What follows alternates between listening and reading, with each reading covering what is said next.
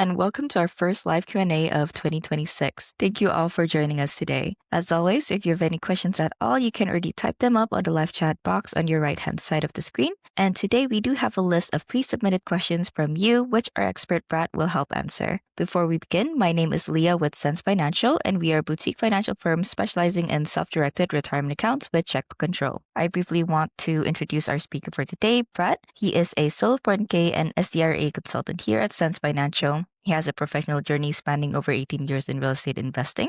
Brad is also a licensed California real estate agent, and his passion lies in empowering people to attain financial independence, affording them the possibility of an early retirement. And so, all right. Hi, Brad. Thank you so much for joining us today. You have a couple of words to put in before we start with our questions. All right. Yes. Not going to put in too many words up front because we do have quite a few questions and some really, really good ones that I personally am looking forward to answering and digging into. There's a few of you that have already taken advantage of the chat. Please continue to do that. In the event, we do plan to go an hour today. In the event that we are unable to get to all the questions, we'll do our best to circle back around with people, assuming we have your contact information, and reach out directly and get those questions answered. If you don't hear from us in a day or two, it's because we don't have your contact info. Just jump on our website, SenseFinancial.com, and click on schedule consultation, get on my calendar, and we will have a quick chat about whatever it is that you want to chat about related to self-directing retirement. And yes, Happy New Year, everybody. Without further ado, let's begin. First question for today is from Bill. How does the 5-year rule apply to a late December end of the year solo Roth 401k conversion? If the employee notifies plan custodian on December 30th, 2025 and is accepted, but the title of the asset is not changed till January 2026, is year 1 2025 or 2026? Okay. Well, there's a lot there, Bill. You have one very specific question, but I'm going to give a little bit of context here because it's very possible that there's people on this call or maybe watching the recording later that are confused by what you're talking about. Bill has a solo 401k, and he's asking about doing a Roth conversion of an asset. This is also known as an in-kind conversion, in-plan, in-kind conversion. In-kind means that the asset is not being liquidated first. It's not being turned into cash and then converted, which you could do. But what Bill is actually doing, or what he clearly sounds like he already did, is he's converting an actual asset from traditional pre-tax to Roth. Of course, Roth is you pay taxes today, no taxes at distribution time.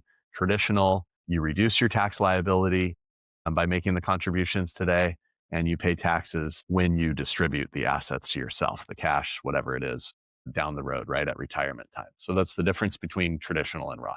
Now, Bill is asking about the conversion. When you do a Roth conversion, each conversion for each year has its own 5-year rule. And the 5-year rule when it comes to Roth contributions is the first year you make your first Roth contribution, IRA and 401k are separate. IRA, Roth 401k are separate. If I make a Roth IRA, if I make my very first Roth IRA contribution today, all my Roth IRA contributions in the future will be affected by the 5-year rule for the first Roth contribution I made this year. And the dates always revert back to January 1st of the tax year of the contribution, or in this case, of the conversion. But let me finish up my thought on the contributions and the 5-year rule and how it works. So the 5-year rule says I can't distribute the principal to myself or a distribution of gains or both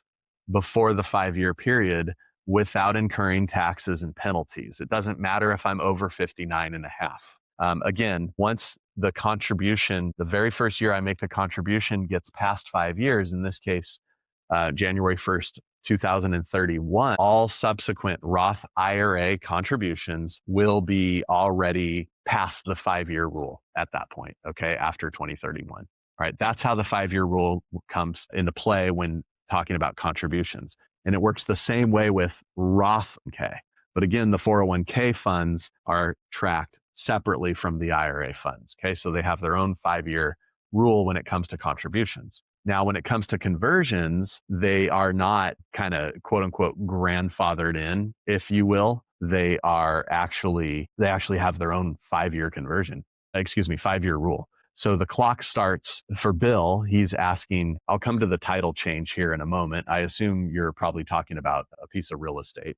And so let's say you did the conversion in December. The conversion took place in 2025. That means the 5-year clock started on January 1st of 2025. When the title changes is a separate conversation. You should change the title of the asset as soon as possible, but that's not when the actual conversion took place.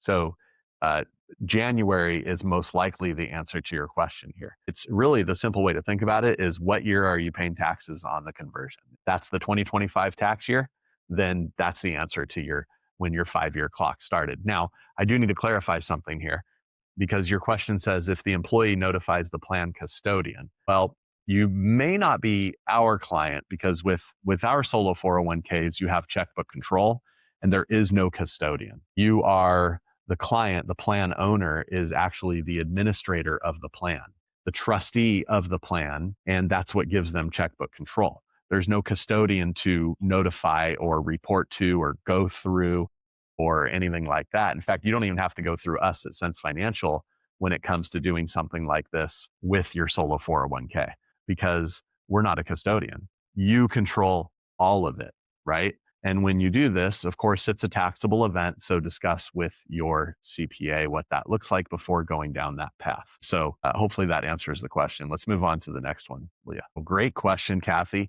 And actually for this one, I am going to share my screen because I want to make sure I keep myself on track because there are some changes and I haven't quite internalized all of them yet, although I will. Let me do this. Okay, I'm going to look to my left while I'm answering these questions. So bear with me here. Okay, so this is actually an email we sent out to our database a few weeks ago, maybe a month or so ago. And basically, you have the 2025 limits on the left, and then you have the 2026 limit on the right. And as you can see, the limit for traditional and Roth IRA contributions went up by $500 from $7,000 to $500.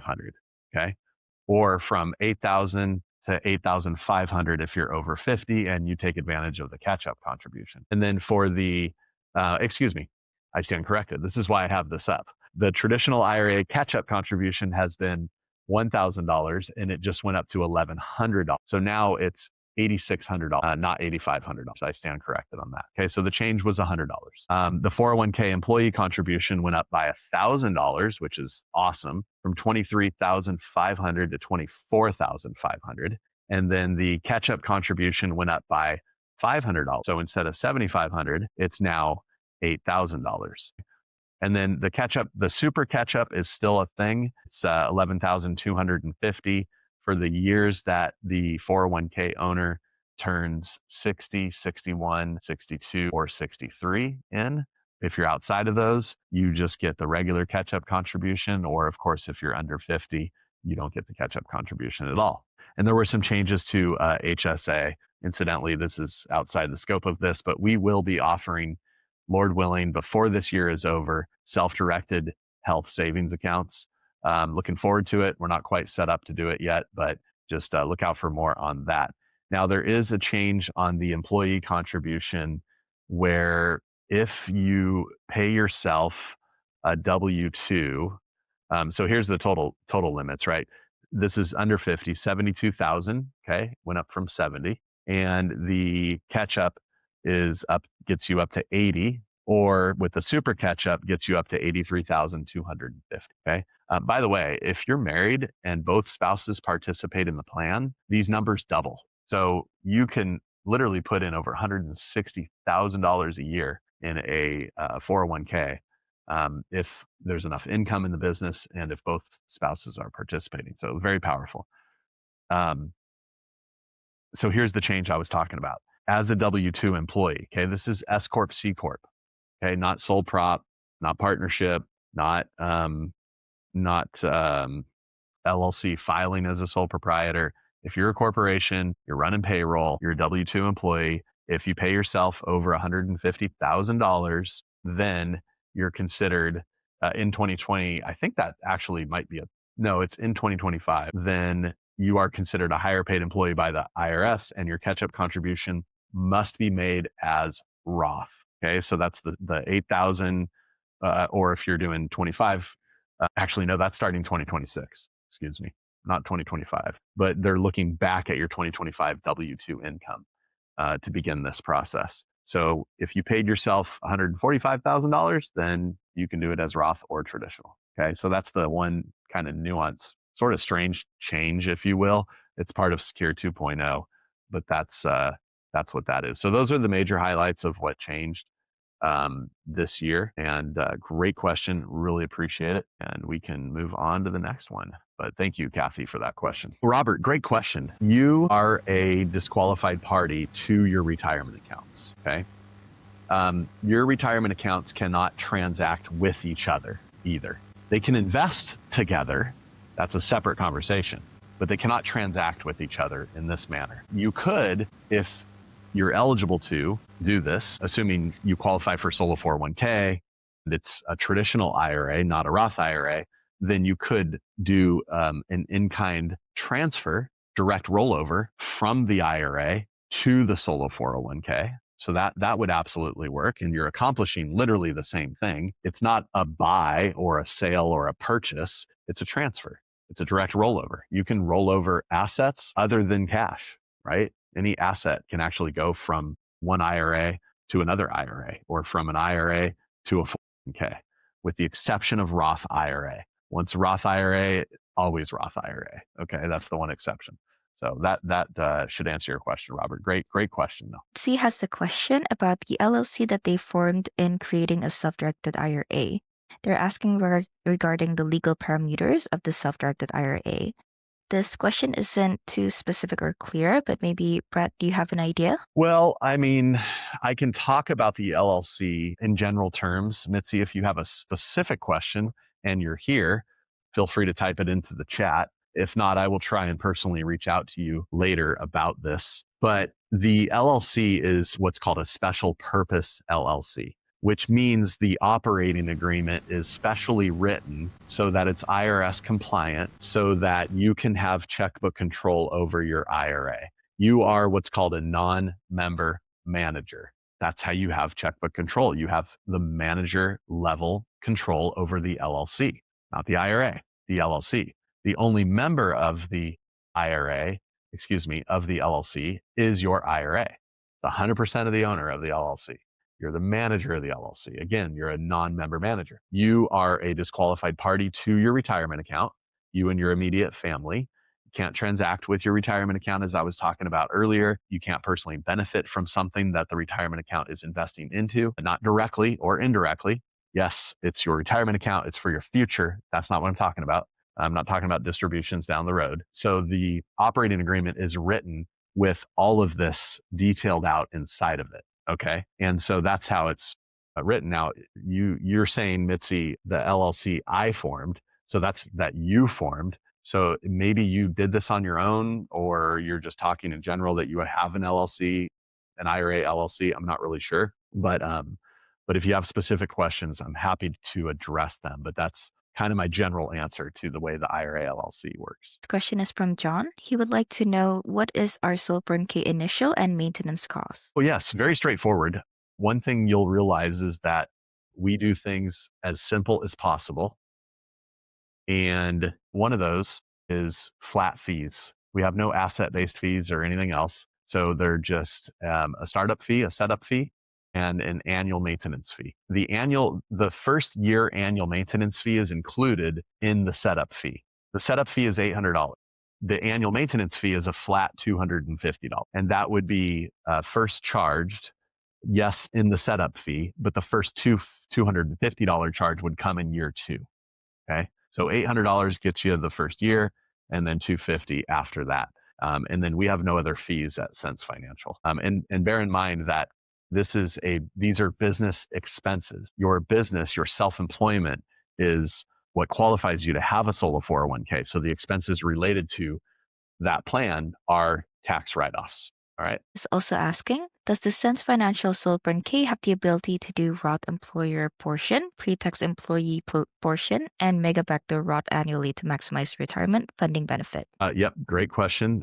Our solo 401k adoption agreement allows for 3 buckets, as you mentioned: the employer or profit sharing contribution, the employee or elective deferral contribution, as well as what's called an after tax employee contribution, which is where the mega backdoor Roth comes into play. So you make an after tax employee contribution once you get past the limits of the regular type of employee contributions, which I just went over. 23,500 for 2025, 24,500, up $1,000 for 2026. Once you get past that, if you want to make more employee contributions, you can do that up to the maximum for 2025, all the way up to $70,000. When you do that, it's an after tax contribution. So it's not tax deductible. And then you immediately convert it to Roth. That's the mega backdoor Roth. So yes, John, to answer your question, our adoption agreement includes all of that. Final question from John. Do I have the ability to personally or get others to invest in conjunction with the Soul K funds? Yes, absolutely. Well, personally would be something you'd need to be very careful with. As I mentioned, you cannot, well, I didn't say this part. You cannot enable your retirement account. So you need to be careful with that. Basically, the retirement account should be able to make the investment without you. Okay. Now, I'm not a CPA. I'm not an attorney. None of what I'm talking about today is legal advice or tax advice or contract advice or anything else. This is just educational only. So consult a CPA or an attorney before you go down the path of quote unquote partnering up with your IRA or okay. Now, you could do what's commonly known as a fractionalized loan, where somebody else is putting in $20,000 and your 401k is putting the other 20. It's the same borrower, but 2 separate payments are going out, one to you, one to your 401k and one to that other person, third party. So can you personally get involved? Yes, but you need to keep things as separate as possible. So for example, if you're going to use your 401k to invest in a syndication, a real estate syndication, your 401k and you cannot be part of the same paperwork.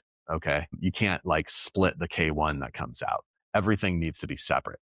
All right. In that case, you could invest together, but it's really just into the same investment opportunity. So we can talk more about that offline if you have a very specific example that you want to run by or a scenario, but best to just keep everything third party from you and your immediate family. The next question is from Kimberly. Do clients have to use the banks that you recommend? Oh, Kimberly, this is actually a common question that comes up. Well, so there's a couple things going on here. When we set up a checkbook IRA, we're not a custodian, so we use a third-party custodian called Solera Bank. Now, that is the custodian for all of our IRAs. I shouldn't say that. Most of our IRAs. That is where we set up the IRA right now and have for the last several years. Okay. We have some clients with, another custodian possibly, and they've moved over to us, or we set them up originally many, many years ago before we were partnered up with Solera. But Solera acts as the custodian for all of our IRAs right now, the new ones we set up. The Solera is also a bank. So simultaneously, while we set up the checkbook IRA, the LLC, for example, the Solera will also open up a checking account.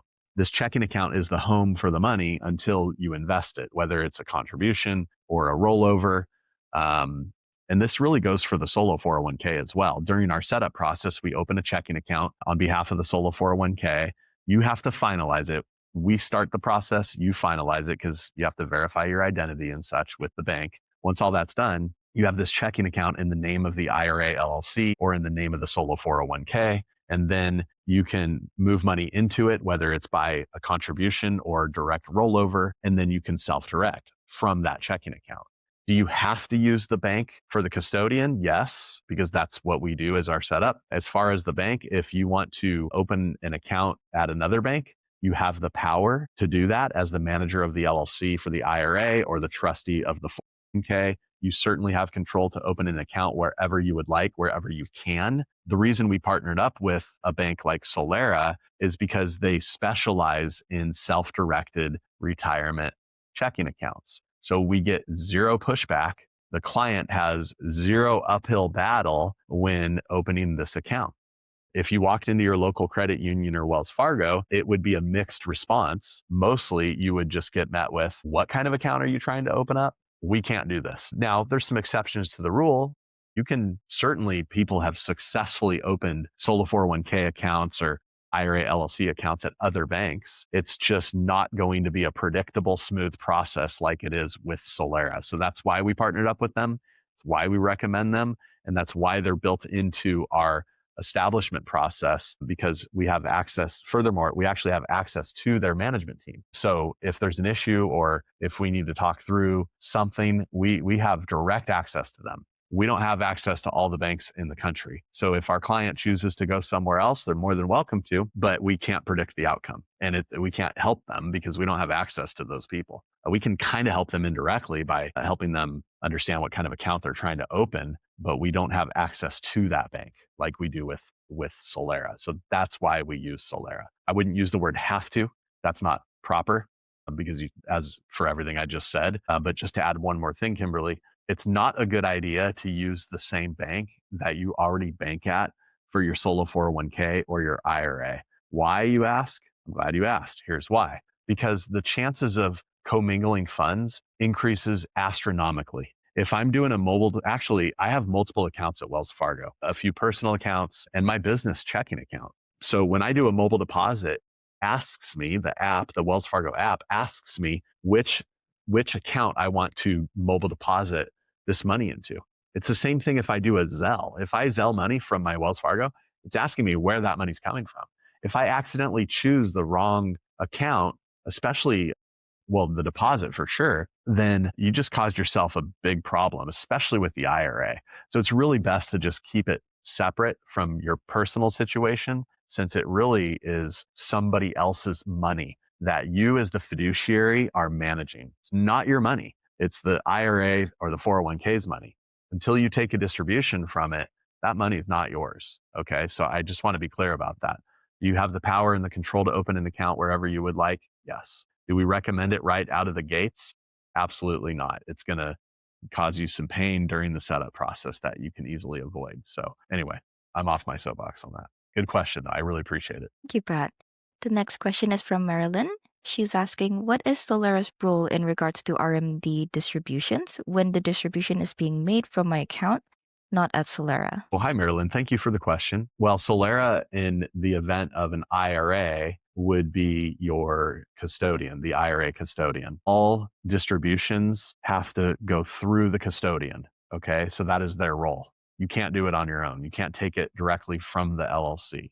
You have to say to Solera, and they have an online form you can fill out for taking a distribution. And you would say, hey, I want to take a distribution of, X amount. Here's the account number information. And is it RMD? Yes or no? And then they'll process it because they have to issue a 1099 as well. But the money has to move from the LLC into the IRA account first, and then they can process the distribution by wiring the money to you or ACH or sending you a check. They do have a $25 flat fee for the actual distribution and no extra fees if you do an ACH or check. It's free, but if you do a wire, then they have an outgoing wire fee. But that's why. And incidentally, the custodian for the IRAs, and this is the same at Fidelity, Vanguard, whatever. They're there first of all because by law they have to be. Also for contributions and distributions and Roth conversions. Okay, those are essentially the three common reasons that the custodian would get involved in a checkbook IRA situation. Now, Marilyn, if you're asking about a solo 401k, that's a separate conversation. There is no custodian. You have the power to process the distribution yourself without Solera directly being involved. Now, if the checking account is at Solera, like many of our clients have, then you'll take the distribution from that checking account. But Solera is not involved other than just being the place where the money happens to be held. So there you go. The next question is from Sentil. What are the do's and don'ts of investing outside of the US as a joint venture? Well, I would just say this because I can't advise on this. I would say have an attorney or a CPA on both sides of the border and consult them about this. Let me back up to Senthil a little bit because I was a little bit, forgive my candor. The same rules apply that apply inside the US as far as the disqualified parties prohibited transaction rules. At the end of the day, it's still your IRA or 401k that you're doing this with. So the same rules apply. Okay. So look at first, get comfortable with that and then consider. Now, when somebody usually asks me about investing outside the United States, it's typically because they want to have some kind of personal use of the property. And so, like 9 out of 10, if somebody doesn't know about the disqualified party prohibited transaction rules, they are wanting to buy a home in, like, I don't know, Brazil or something, and then they want to use it like during the summer personally. And that doesn't work, right? Again, you're a disqualified party. You can't go stay at the property the IRA owns. It's for investment only. It's all third party. So those same rules apply. You want to later distribute the real estate to yourself once you turn 59 and a half, you're welcome to do that. In fact, we have a lot of clients that do that in their Roth, especially because then they can distribute the property to themselves tax free. But that applies inside the states, outside the states, whatever. But I think my best piece of advice is what I originally said, and that's get advice, legal advice on both sides of the border before you do that. All right. Thank you for So that. thank you. Yeah, for sure. You don't need to repeat Virginia's questions. I appreciate it. Er, All right, Virginia. So money in a company 401k. Well, if you were on the phone, you and I were having a one-on-one conversation, I would first ask you how old you are because this sounds like a current employer. Once you turn 59 and a half, you can roll the money out to another plan. Before you're that age, you probably won't be able to. You might be able to. The question to ask is of the plan administrator, can I do an in-service rollover of any type? Now, if they let you roll over money, it's typically only going to be before 59 and a half. It's typically only going to be the contributions you made, not a match of any sort.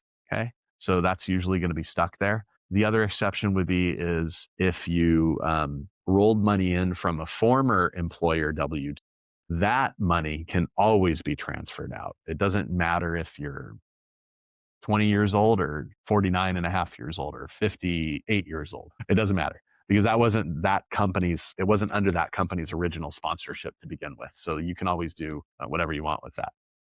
So ultimately, Virginia, ask the question of the plan administrator, can I do an in-service rollover? If they say yes, say, how much? What's my maximum?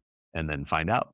And then you could transfer it to an IRA or another 401k at that point. Take a one. Joseph, you can take a one-time or a 1,000-time distribution. Once you're 59 and a half, it doesn't matter if the self-employment is still in place. You can take distributions from your solo 401k, whether they're Roth or traditional. Obviously, is going to change how the taxes work on distribution, but absolutely not a problem. One time or 1,000 times. It's totally up to you. And just discuss with your tax advisor before you start adding to your taxable income. Next question is from Bobby. I have done payroll for employees before, so I understand the process. I want to know what is the simplest way to set up payroll for just myself as a sole proprietor business in order to make a larger annual contribution to the self-directed plan. All right, Bobby, thank you so much for the question. Well, the only reason that you would have to set up payroll is if you're a corporation. Or you have a corporation. If you don't, you said sole proprietor. So there's no payroll requirement for that. So you can discuss with your CPA, but most people aren't eager to pay a bunch of payroll tax, FICA, Medicare, et cetera, if they don't have to. And you don't have to. All business types have the exact same contribution limits for a solo 401k. It doesn't change anything. Now, the way the contributions work are different. For a corporation, it's going to be based on the W-2, and the employee contribution has to be run through the payroll and reflect on the pay stubs, et cetera. But as a sole proprietor, you're just doing this based on the profit of the business. I wouldn't set up payroll personally. I wouldn't set up payroll if I don't have to. So hopefully that answers your question. Is from Donald. I have a checkbook IRA with Sense Financial. On your checklist, it says that the annual valuation is a total of all the assets. Just to confirm, if I invested $50,000 in syndication and I have $10,000 in my trust checking account, the total valuation would be $60,000. Well, Donald, at Sense Financial, we can't advise specifically on what the valuation is. Let me just say this. The valuation, either the 5498 for an IRA, which you have, thank you for being a client, by the way, or a 5500 EZ form if it's a solo 401k, is not a taxable event, right? It's just the valuation being disclosed to the IRS. If it's taxable, obviously you need to go out of your way to involve third parties from a valuation perspective, especially if it's an asset like a syndication and not just cash sitting in the plan, before you do any sort of Roth conversions, which is a taxable event, or distributions of an actual asset in kind distribution like we talked about earlier. But when it comes to the this example of the annual valuation, that's probably okay. You have two other options. You can get it off the K1, or you can reach out to the operator of the syndication and say, hey, what's the market value of my $50,000 investment in your operation? So those are essentially your three options. I assume, David, that you're asking about an indirect rollover. We don't at Sense Financial recommend those, just because they can become a distributable event and you can incur taxes when you don't intend to. But the rule is 60 days. It's a 60-day rollover. So I assume that's what you're asking about. You took money out of a retirement account, an IRA, or possibly a 401k, and you're wondering how soon you have to get it into a plan. We definitely don't recommend this with a solo 401k because there's no 5498 that's issued to reflect the indirect rollover, that it was an actual contribution. It's a little easier to do and prove to the IRS that it was an indirect rollover and it definitely went into the plan before the 60 days or by the 60 days because of the 5498, which again, you just don't have with the solo 401k. Talk to your tax advisor about this. There's very rare, I can't even, I mean, I can think of an example. It's just when somebody comes to us and they already took the money out of their plan, would we ever recommend an indirect rollover? But anyway, that's kind of how that works. So hopefully that answers your question, David. Thank you. I'll go ahead and go through the questions that we have on our public chat today. The first question that is live from today is from Sam. Can I do options from my K account? And is there any constraint on what options I do? I will not be doing on Margina, and I will just be selling cash covered puts and cash covered call or covered calls. Yeah, margins is what that says. Margins would be borrowing money to do the investing in the stock market. That would um, likely trigger a UBIT tax, unrelated business income tax. Actually not likely, like I'm almost sure it would. Could you do options in your 401k?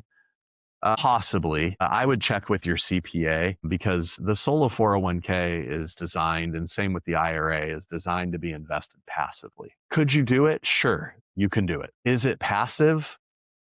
Not really. Is it going to trigger unrelated business income tax because you're quote unquote running an active business inside the plan? I'm not a day trading expert, but it seems to me that trading options is a form of day trading, which one could argue is an active business. So check with your CPA because I'm not 100% sure, but I can tell you it's not necessarily what the IRS has intended with Ks and IRAs because it's not exactly a passive activity. So yeah, that's what I got on that, Sam. Yeah, I'm going to share my screen again. We have what's called our client portal, and our client portal has a lot in it, including a knowledge base, by the way, which has about 17 pages of different articles that you can search by keyword. Maintenance in the plan has the 5500 instructions, literally line by line instructions on how to fill it out, not difficult, how to file it, etc. The 1099 instructions, same idea. So then log into our client portal, which you already have access to. Thank you for being a client. And then go to maintenance, form 1099 instructions, and then just scroll down for your applicable reason why you're filing a 1099. Okay. So much of this is like general information, but why are you applying it? So let me see if your question says why. Let me see. Hold on. Need guidance on issuing 1099R. Yeah, you don't specify then why you need the 1099R, but basically just go in here and scroll down until you see your specific reason for needing 1099. Okay, they're all in here. There's not one that's missing. Okay, so just scroll down and follow the instructions, and that'll walk you through. All right. So if you're not a client, you just got a preview of our client portal, which is cool. I'm going to keep going here. It looks like Leah had some technical difficulties. Let's see. Joseph is asking, in addition to separate bank accounts for employee versus employer, do I need to maintain separate investment accounts for employee versus employer? Example, Fidelity or precious metals. I mean, you could. It's not 100% necessary. Here's the simple way to think about the bookkeeping aspect of this. Because yes, the contributions are treated differently. You can take the elective deferral out sooner than you can take the profit sharing contributions out, for example. Obviously, Roth traditional is another prime example of this. You didn't ask about that, but it's part of this as well. If you have, in fact, let me use Roth traditional as an example because that's going to make more sense to people if they're not super familiar with a solo 401k, and just replace employee and employer with Roth traditional because it's all kind of the same explanation. If you have $50,000 of traditional and $50,000 of Roth, and you want to combine them into the same precious metal investment inside the same solo 401k plan, you can absolutely do that. Remember, the plan is the investor, not the individual type of funds within the plan. Even if you have a Solera checking account and you have the main relationship with the bank is the solo 401k, let's call it the Joseph 401k plan. Now, you can have as many checking accounts underneath that umbrella, that relationship with the bank as you want. And then you can even rename them.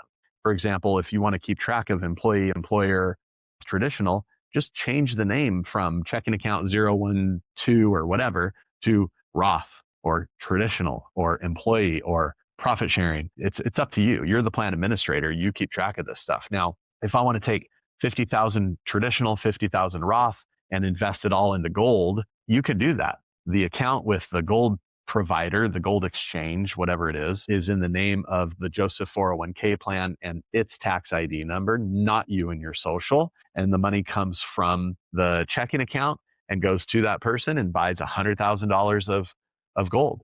Well, you know that it's 50-50. You can figure out the percentage and just treat it pro rata during the entire life of that investment. So if you liquidate that gold and instead of $100,000, it's now worth $200,000, well, $100,000 goes back to your Roth and $100,000 goes back to your traditional. So just keep track of it from that perspective. You could do the same thing with Fidelity. If you wired $10,000 or ACH rather, $10,000 of pre-tax funds into Fidelity and $10,000 of Roth, and you invested in the S&P 500, it's 50-50. Okay.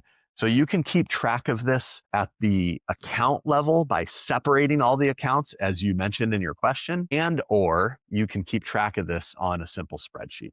Okay. Personally, it's probably not a terrible idea to do both, especially when it comes to Roth and traditional. But you don't have to do that. You can, as I mentioned, you can combine the two, especially in the solo 401k plan, because it has Roth and traditional built into the plan, profit sharing and employee rather built into the plan, and it can all just be invested together. Okay. So thank you for your comment, Joseph. I see that you understand. So I appreciate that. Let's see. I have to scroll back up because when somebody adds a new comment, it like moves all the chat down to the latest comment. So bear with me here. All right. Now, Sam is asking, my solo 401k plan is 50% partner in LLC that owns 50% of two real estate assets. To allow for flexibility, we are transferring the assets out of the LLC and to the solo 401k. And the other partner, so as to allow for flexibility of each party's 1031 options. Is there any issue with transferring the real estate assets out of the LLC and to the solo 401k trust? As long as it's not Roth IRA, then, excuse me, you said my solo 401k, not my IRA is 50% partner in LLC. No, there's no issue there. If the provider is willing to do that, then that's fine. Yeah. As long as it's not involving you or your immediate family, then I see no issue with that. As far as like the structure of the plan or the legalities behind it, check with a lawyer or your CPA, but there's no issue at the 401k level with doing something like that. So yeah, no problem at all. Bob, we answered all the questions. Oh wait, never mind. Looks like you saw that. Okay. GW is asking, can I do an in-kind transfer of dollars in the solo 401k of a single member LLC to a rollover IRA? Sure. Yeah, that's just what I've been talking about, where you can do a transfer from one retirement account to another of either cash or the asset. Yeah, absolutely.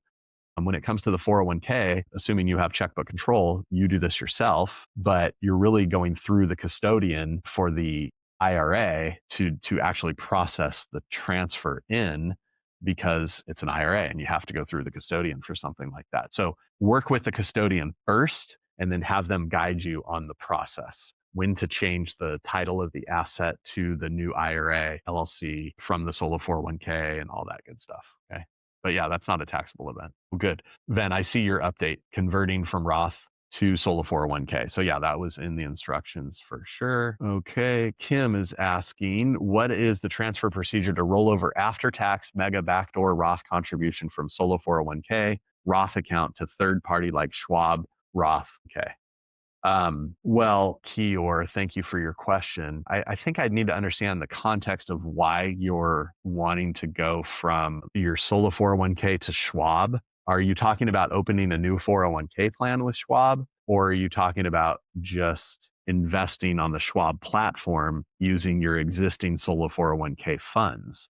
Because if that's what you're talking about doing, then you would just open up a non custodial, non prototype brokerage account at Schwab. Okay, thank you, Kier. I see your clarification. Yeah, so in our client portal, we have instructions on how to open an account, a brokerage account, using the solo 401k. I will share my screen again because this is quick and important and easy.